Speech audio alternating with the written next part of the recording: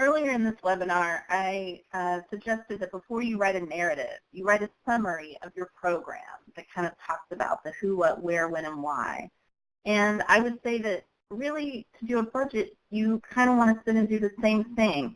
You really have to clarify your plans and know exactly what you're going to be doing so that you can figure out what the cost of that would be.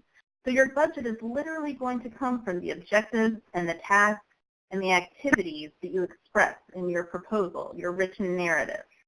Without clearly stated written narrative, it can be difficult for you to make projections of how much you think the cost will be. So you definitely have to plan, and both long range and short range must be in place before you can even really start to prepare your budget. So a detailed budget should be consistent with your proposal and the program guidelines. And costs should be in reasonable proportion to the outcomes that you anticipate. If your costs will be prohibitive or really high, and perhaps you aren't expecting to engage with an immense amount of people, or your project is on the smaller side for impact, you might want to scale your plans or adjust them to remove the least cost-effective expenditures. Funders really pay attention to how much money you are spending.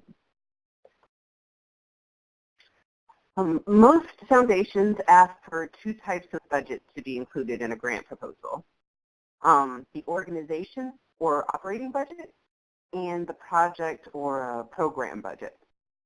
The operating budget is a projection of income and expenses for the organization or artist's fiscal year, whereas the project or program budget lists the resources required to carry out the program or project which is being proposed, just the project.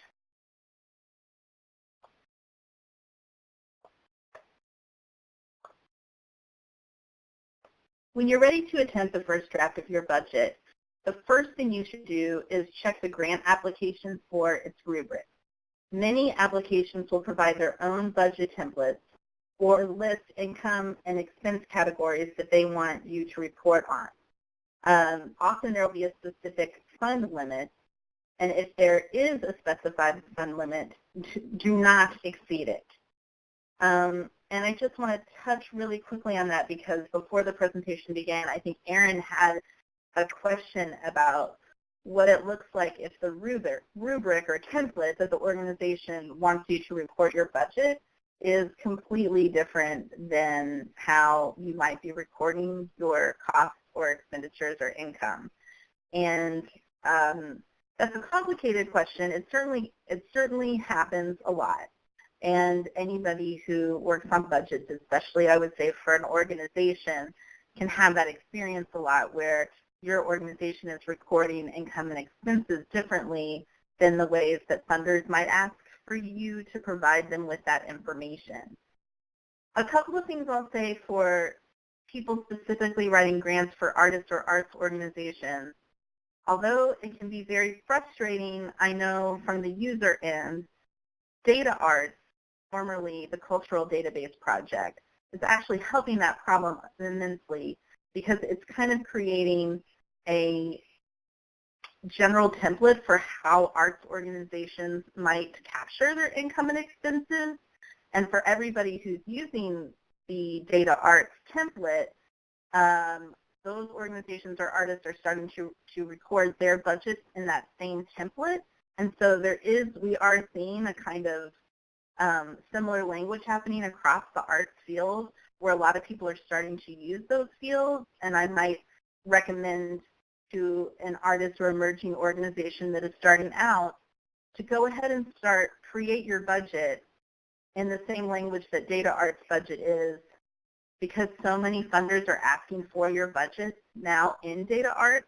You would be doing yourself a favor to already get that going because it's actually becoming a very common material that's requested by funders.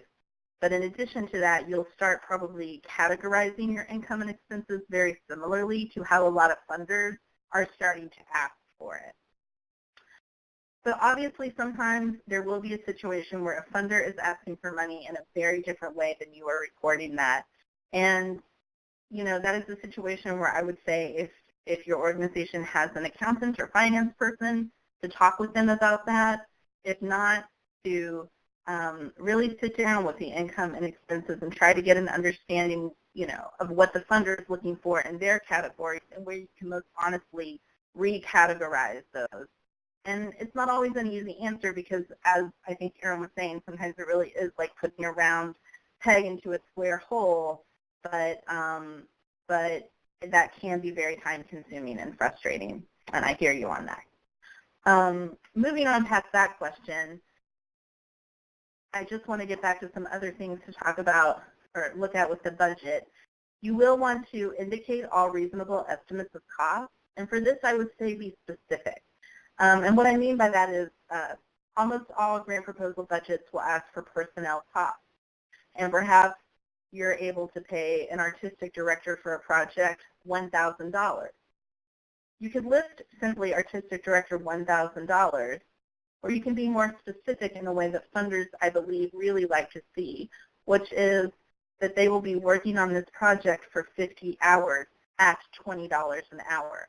That total still comes to $1,000, but it allows the funder kind of that knowledge that you are thinking about how many hours this work will take and are compensating for those hours at a rate that they feel good about and feel like it's fair. Cost estimates should be credible and realistic. I've said this before, inflated budgets might damage your credibility with the grant reviewer. The budget costs should truly be things that are necessary and reasonable and allowable. And if you are funded, the funding agency will hold you accountable to your budget. So you want to be as realistic as possible when you're creating that, because when you do get funded, you will be expected to kind of go by that budget. You're also going to want to provide accurate representations of any other income or in-kind support. These can be a great indicator, in addition to the actual support they're offering, of community support.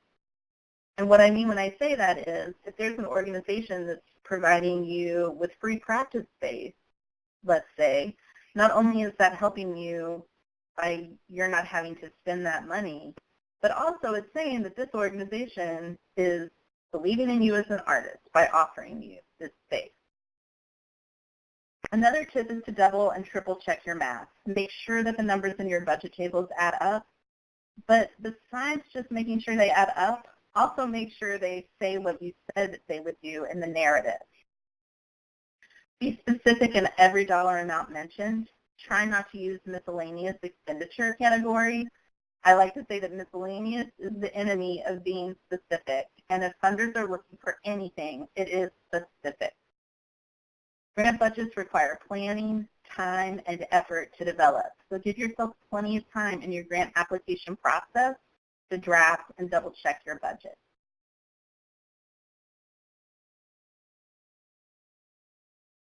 Sometimes funders will ask for supplemental materials to consider along with your narrative and your budget.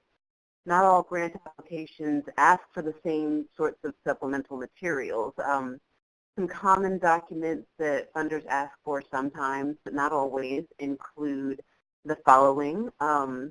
Proof that you're a 501c3 organization or that you're fiscally sponsored by one. Proof of address for maybe like a local funder that might need you to prove that you're in their service area. Lists of your arts organization's boards of directors, maybe your artistic resume or CV, a list of your previous arts programs and projects, any proof of insurances like workers' comp for staff or at a performance venue, and so on. The documents vary, but the one main thing to focus on for these types of supplemental documents is formatting. Do they want the letter to be on your letterhead? Do they want the files as a PDF, as a Word document? Do they provide their own template or a table that they want you to use, or do you create your own? If you have to create your own document, how do you format each document so that it's easily read? Just pay very close attention to the directions that they provide for sending in and uploading these supplemental documents.